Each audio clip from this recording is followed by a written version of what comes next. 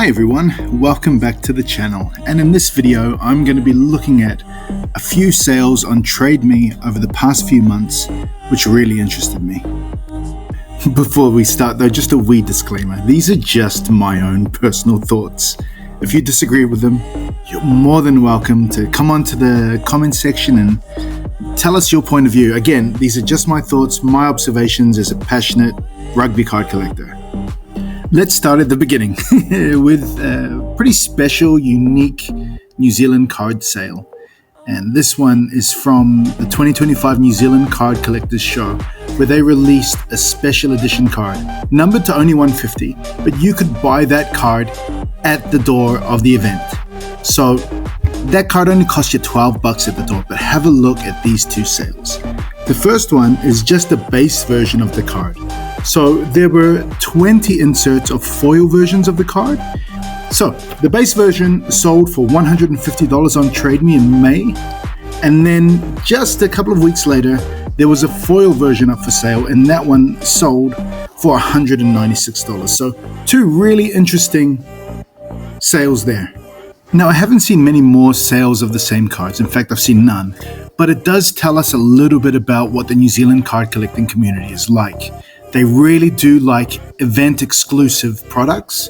They're going for local, and they do like serial numbered cards. So something to think about if you are trying to buy or sell in New Zealand. If you're trying to buy, you're going to probably struggle to get some of those serial numbered cards. And if you are going to sell, maybe you're looking for something special that New Zealanders could really kind of gravitate towards. Another card, if you've been watching the channel, you know it's a favorite of mine, the Weet-Bix Gold Card. We started with Jonah Lomu in 2021, then Richard McCaw in 2022, Dan Carter in 2023, Farah Palmer in 2024, and now in 2025, we've got Kendra Cocksedge. The trend with these cards has been pretty consistent. They launch with one huge sale to begin, then they cool off a little bit, but still hold a pretty premium price. Now, normally they settle somewhere between $100 and $150. I don't know if we've got there yet, but how is the 2025 Gold Card doing? Well, the first sale was massive, $550 on August 18, the highest I've seen for a non-Lomu Gold in a long time.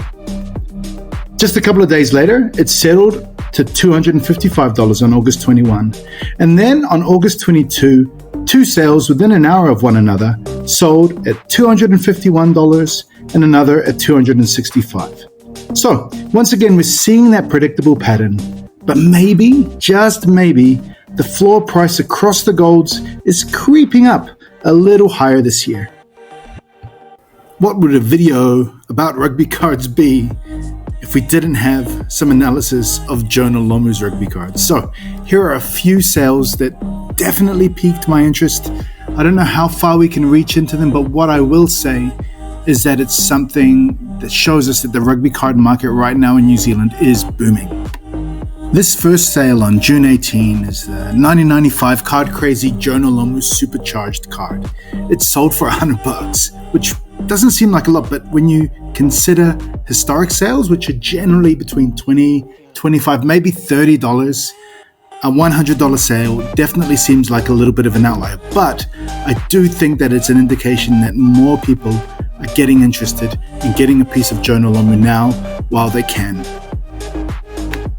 The next sale, and if you notice the background of this image, it's the same as the last card, so I assume that it's from the same seller. Now, this next sale is of a 2024 Futera Jonah Lomu's Heroes card, numbered to 250. Now, that one sold for $460. Now, you'll notice that in the image, my price is only at $121. Well, weirdly, for some reason, on Trade Me, I couldn't take a photo of the sold listing. It wouldn't show up in my lost auctions. Now, this one doesn't personally appeal to me, but what I did notice with this sale is that numbered cards sell pretty well in New Zealand, and if you've got a Jonah Lomu picture on the front of it, those cards generally are going to do quite well in an auction. Out of all the sales, this one jumps out as the biggest outlier. Jonah Lomu rookie cards, at least for the past couple of years, have sold between $50 and maybe $70. If you've got a really nice looking copy, you might pay up to $100 for it.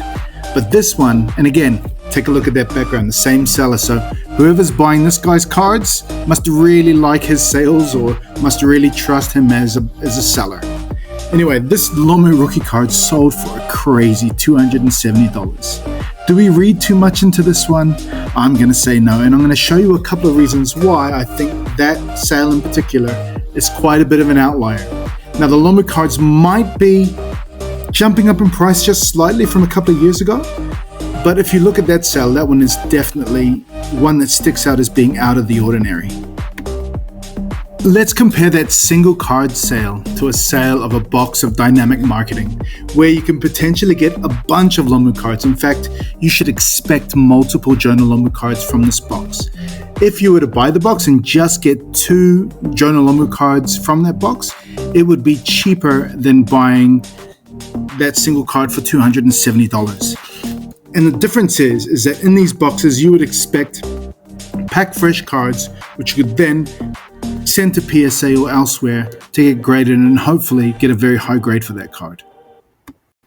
Just one more example to show you why that $270 sale is quite a bit of an outlier.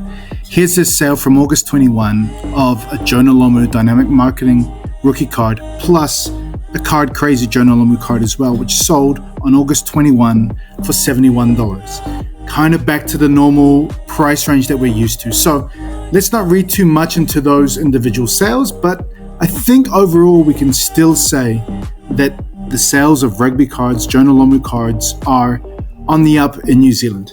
Anyway, guys, I hope you liked the video. Thanks for your time. Let me know what you think in the comments, and as always, have fun with your collections.